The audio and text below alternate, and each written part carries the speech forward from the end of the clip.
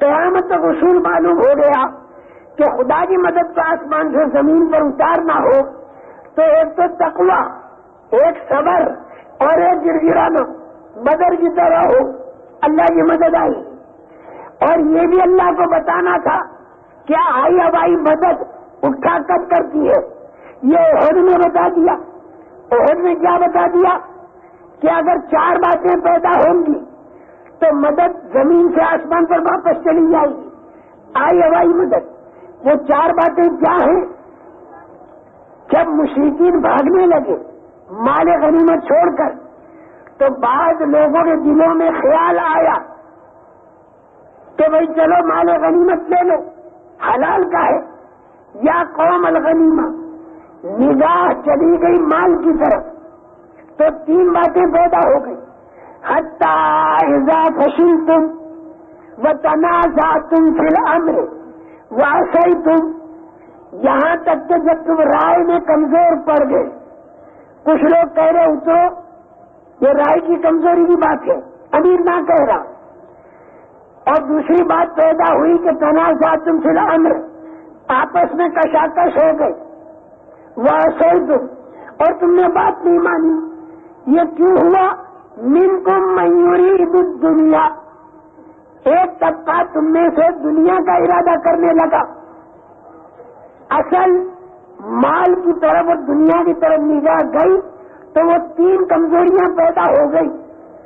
تو اس پر اللہ نے کیا کیا؟ منکم من یرید الدنیا ومنکم من یرید الآخرہ ثم صرفکم عنہ، اللہ تعالیٰ نے تم کو یعنی ان سے پلٹا دیا۔ اے انغلبتی، پانسا بالکل پلٹ گیا، نہیں اب پہلے یکم، تاکہ خدا تمہارا امتحان دے، پانسا پلٹ گیا۔ قیامت تک کے لیے اصول خدا کو بتانا تھا امت کو کہ آئی ہوائی مدد اٹھنے کے 4 اسباب ہیں۔ ایک تو کمزوری رائے میں، دوسرے آپس کی کشاکش، تیسرے نبی کی بات کا نہ ماننا۔ اور یہ تینوں باتیں کیسے پیدا ہوں گی؟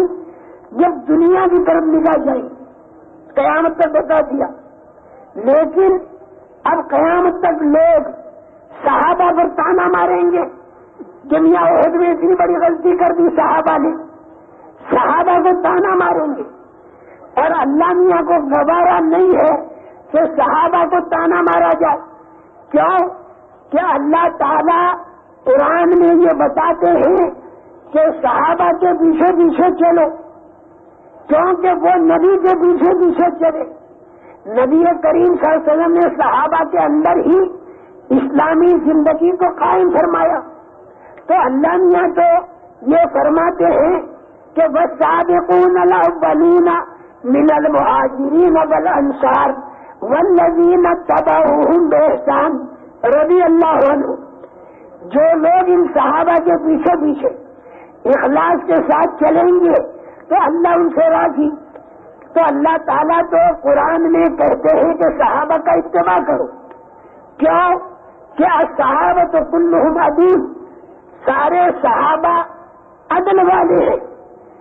محمد الرسول اللہ والذین معہ اشداء علی الکفار رحماء بینہم، یہ صحابہ کی پوری تعریف اس آیت کے اندر کر ڈالی اللہ نے۔ اور اخیر میں صحابہ کو تمغہ دے دیا نص قطعی کے اندر قرآن نے کیا کہا؟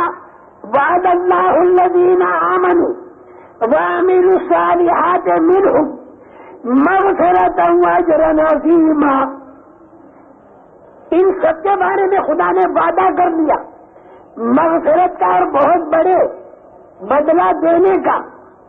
اور اس کے اندر جو منہم کا من ہے، حضرت علی رضی اللہ تعالیٰ عنہ سے زیادہ محبت کرنے والے حضرات کو سمجھا دیں کہ یہ من جو ہے یہ تبعیدیہ نہیں ہے بلکہ من بیانیہ ہے، اس میں سارے صحابہ آ گئے۔ جب اللہ تعالیٰ قرآن میں یہ کہتے ہیں کہ فَإِنْ آمَنُوا بِمِثْلِ مَا آمَنْتُمْ بِهِ فَقَدِ اهْتَدَوْا، وَإِن تَوَلَّوْا فَإِنَّمَا هُمْ فِي شِقَاقٍ. اگر لوگ ایمان لائے جیسے صحابہ ایمان لائے تو سیدھے راستے پر ہیں، اور اگر صحابہ باری ترتیب چھوڑی تو بحث مباحثے کرتے رہیں گے اور لڑائیاں ہی کرتے رہیں گے ہر جگہ اور شور ہی مچاتے رہیں گے. جب صحابہ کے بارے میں قرآن کا یہ فیصلہ ہے کہ ان کے پیچھے پیچھے چلو، لیکن میں ایک بات بتا دوں، دیکھو سیدھی سیدھی، دنیا کے اندر جو اللہ کے دشمن ہیں وہ یہ چاہتے ہیں کہ کسی صورت سے یہ مسلمان صحابہ سے کٹ کر اور براہ راست قرآن کو سمجھے صحابہ کے واسطے کے بغیر.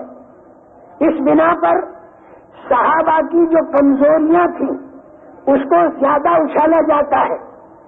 میں تمہیں ایک بات بڑے اطمینان کی یہ بتاتا ہوں کہ جب قرآن کہتا ہے ان کے پیچھے چلو، جب قرآن ان کی کرتا ہے تعریف، یہ جو کمزور باتیں آئیں یہ صرف اس لیے آئیں کہ خدا کو یہ بتانا تھا کہ خدا میری مدد آئی اوائی کب اٹھتی ہے. جب عہد والی 4 باتیں پیدا ہوں گی تو میری مدد قیامت تک اٹھتی رہے گی، اور جب حنین والی 1 بات پیدا ہوگی تو میری مدد آسمان کے اوپر رکی رہے گی، اور جب بدر والی 3 باتیں پیدا ہوں گی تو میری مدد آتی رہے گی. یہ اصول قیامت تک کے لیے بتانے تھے، یہ اصول بتا دیے.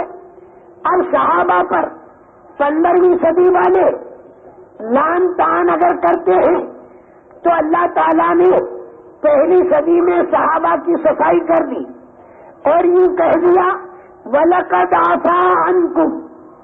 اللہ نے کہہ دیا کہ تم کو اللہ نے معاف کر دیا. جب صحابہ کو اللہ نے معاف کر دیا تو 15ویں صدی والے معاف کریں یا نہ کریں، صحابہ کو تو اللہ معاف کر چکا، تو صحابہ کے پلو کو اللہ نے صاف کر دیا. لیکن وہ کمزور پہلو کیوں آیا؟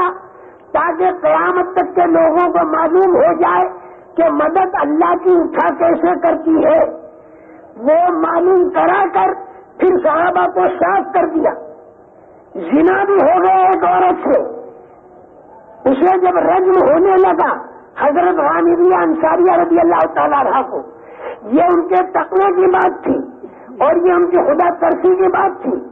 جب خون ایک صحابی پر پڑا، انہوں نے برا بھلا کہا تو رسول کریم صلی اللہ علیہ وسلم نے اس صحابیہ کے بارے میں یہ فرمایا کہ ایسی توبہ کی ہے کہ اگر فلاں قبیلے کے لوگوں میں تقسیم کی جائے تو سارے قبیلے کے گناہ معاف ہو جاتے.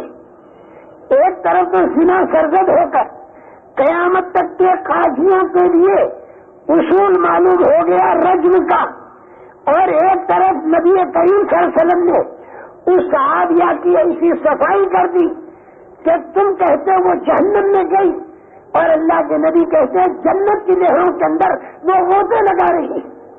تو ایک طرف کمزور پہلو آیا تاکہ قیامت تک اصول معلوم ہو جائیں، اور دوسری طرف اللہ کے نبی صحابہ کی صفائیاں کرتے ہیں اور اللہ تعالیٰ صحابہ کی صفائیاں کرتے ہیں.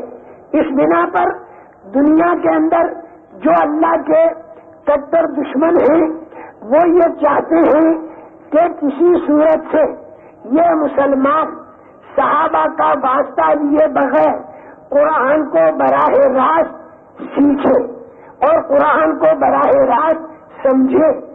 یہ مسلمانوں میں سے کسی کی چال نہیں ہے. دیکھو میں بے تکلف فرض کر دوں، مسلمانوں میں سے کسی کی چال نہیں ہے.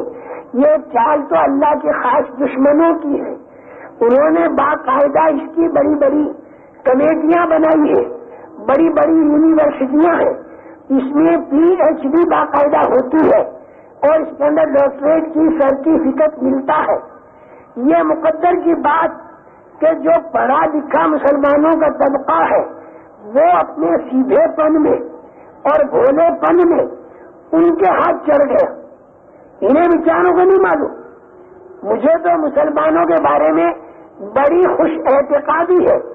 نیتوں میں ہوں گے جن کے فطور بھی ہو، لیکن بہت سی اچھی نیت والے بھی ہر جگہ ہوتے ہیں. دیکھو میری بات کو سمجھو. صحابہ سے کاٹنے کا سبب اللہ کے دشمنوں نے اس لیے قائم کیا تاکہ لوگ براہ راست قرآن سمجھے، صحابہ کا واسطہ نہ دے. صحابہ کا واسطہ دیے بغیر اگر قرآن سمجھا تو وہ غلط سمجھا.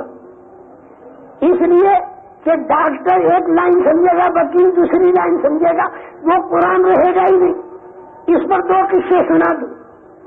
ایک قصہ تو ایک ملک میں پیش آیا کہ ایک نوجوان خنزیر کا گوشت کھا رہا تھا ڈبے میں سے نکال کر. اس نوجوان سے کہا حرام ہے. اس نے کہا کہ قرآن کہتا ہے جائز ہے. پوچھا کہاں کہتا قرآن؟ ان کا طعام الذین اوتوا الکتاب حل لکم، پہلے کتاب کا کھانا تمہارے لیے حلال ہے. یہ قرآن کہہ رہا ہے، یہ اہل کتاب میں بھرا ہے، قرآن کہہ رہا ہے لہذا حلال ہے. براہ راست جب قرآن کو آدمی سمجھے گا صحابہ کے واسطے کے بغیر تو وہ خنزیر کے گوشت کو حلال بتائے گا. قرآن کے نام سے قرآن سے دور ہوگا اور اسے پتہ بھی نہیں ہوگا. اس کو کہا کہ بھائی خنزیر جو ہے قرآن کی دوسری آیت اسے حرام کہہ رہی. تو اس نے جواب کیا دیا؟ ہاں حرام تھا حضور کے زمانے کا خنزیر، کیونکہ وہ گندگی کھاتا تھا، اور ہمارے زمانے کا جو خنزیر ہے وہ گندگی نہیں کھاتا لہذا حلال ہے. یہ ہوگا صحابہ کو چھوڑ کر قرآن سمجھنے میں. دوسرا قصہ ایک ملک کا، اس ملک کے بڑے کو بھی یہ حیضہ سوار ہوا کہ ہمیں حدیثوں کی ضرورت نہیں، ہمیں تو قرآن کافی ہے.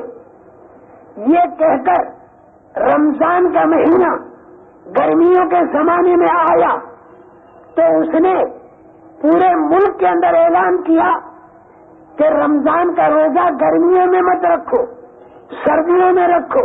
اور قرآن کہتا ہے. ارے بھائی کہاں کہتا ہے؟ تو اس نے کہا کہ یرید اللہ بکم الیسر ولا یرید بکم العسر. اللہ تمہارے لیے آسانی چاہتا ہے، تنگی نہیں چاہتا. قرآن کی آیت پڑھی،